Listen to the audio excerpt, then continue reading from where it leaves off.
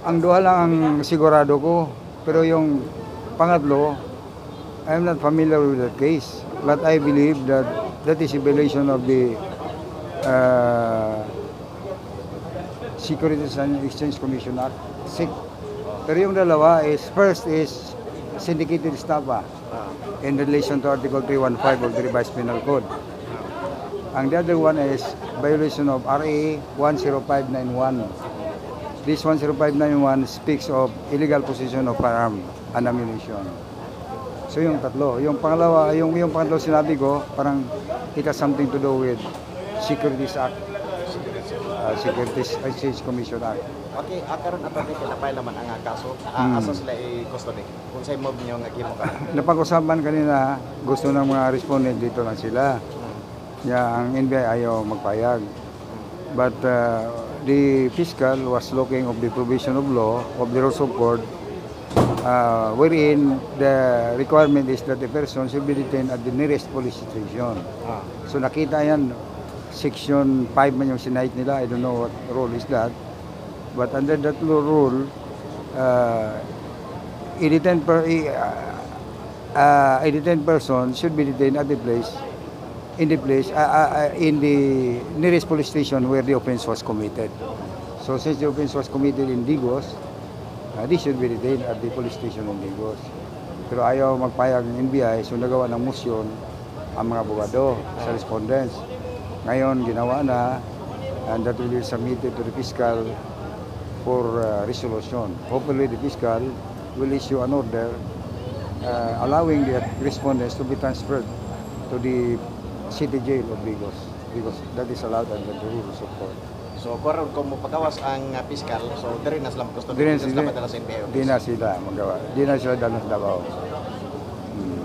Alanganin man po NBI kanina, kaya sabi nila, if there is no order, di sila kabuot, kaya base initan sila, kaya they still have superior officers. Kaya gusto nila kung may order. So may order, kung may order ka lalabas ngayon ang fiscal, so mapilitan silang iwan yung respondents dito sa Digos. Anyway, ditinadog man din sila. They are not freed, no? Even if they are not in the custody of the NBI, but they are still detained. So there's no harm to the government anyway. So sa proseso ani ato rin sa proseso aning kasuha karon. So posible nga under custody pa sila sa PNP kung diri mas sila sa Digos. Dili pa sila makagawas o unsay buhaton sa city fiscal. Ang city fiscal nagulat sa counter affidavit ngayon sa respondents. Because respondents under the rules of court are given 10 days to file counter affidavit from receipt of the subpoena. So if the subpoena will be issued tomorrow by the fiscal, the respondents have 10 days from tomorrow.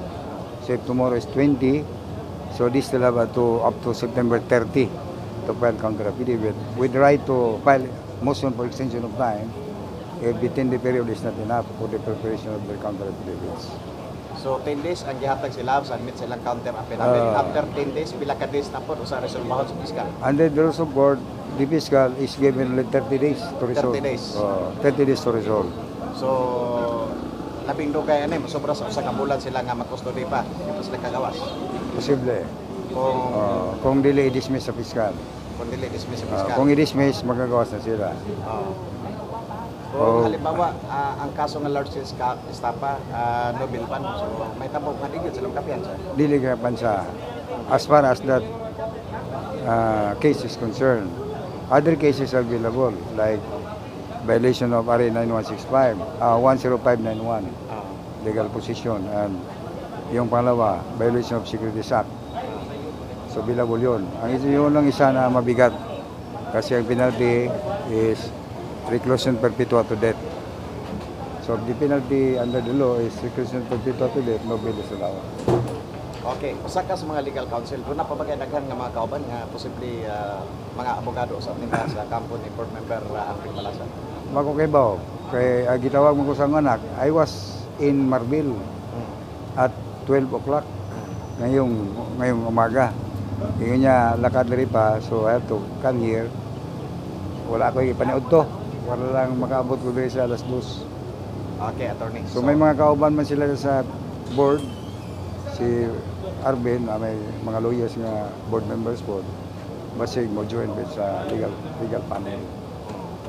So, usas mga legal counsel. Legal counsel.